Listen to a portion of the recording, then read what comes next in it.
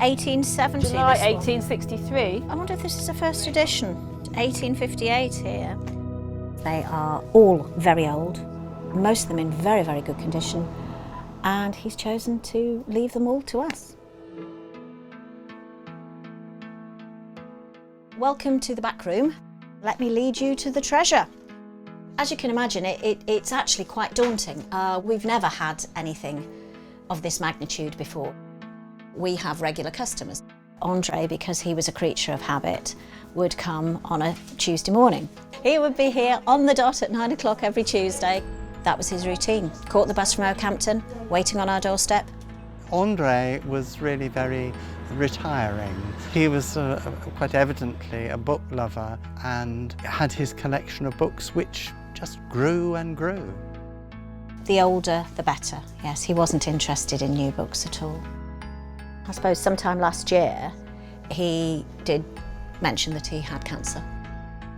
Well, I think we were quite surprised when we came back in April. We picked up the letter off the doormat and then this letter from the executors telling us that he had died and that he had indeed left us the books. We didn't know much about Andres, so we contacted his executors. Andres Numela was relocated with his family as a refugee from Estonia to Hull in England in 1947.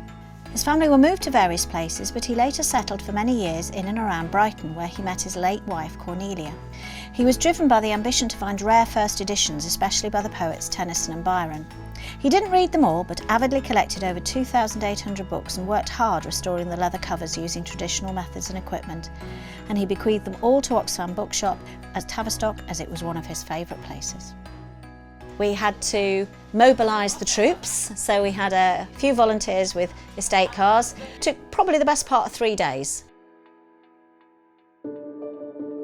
The breaking news we've got is that we had an offer last week from a private collector, sight unseen, and we've accepted £40,000 for the entire collection, which is just amazing. It's a huge amount of money for Oxfam, for them to use now, but also his collection that he spent his life building up is going to go to another collector who hopefully will treasure it as much as he did. I personally think he'll be having a big smile on his face now. He loved his books, and I'm sure he'll be delighted that they are going to help a very important charity continue their really important work.